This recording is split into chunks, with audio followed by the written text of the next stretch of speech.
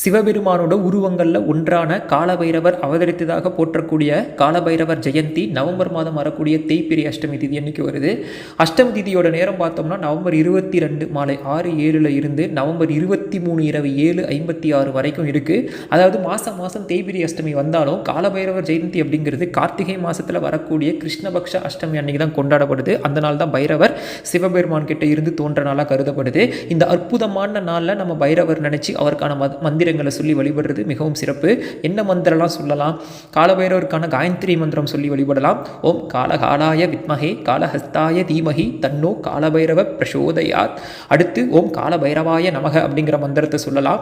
அடுத்து முக்கியமான காலபைரவ அஷ்டகம் சொல்லலாம். அது கஷ்டமாக இருக்குது சொல்கிறதுக்கு அப்படின்னா எத்தனை முறை முடியுதோ அத்தனை முறை கேட்கலாம். நம்முடைய துன்பத்தை நீக்கி மோட்சம் தரக்கூடிய கடவுளாக கருதப்படுறவர் காலபைரவர். இந்த ஒரு நாளில் மட்டும் இல்லாமல் எப்பயுமே நாம் காலபைரவரை வணங்கி அவரோட அருளை பெறுவோம். சிவாய நமக. திருச்சிற்றம்பலம்.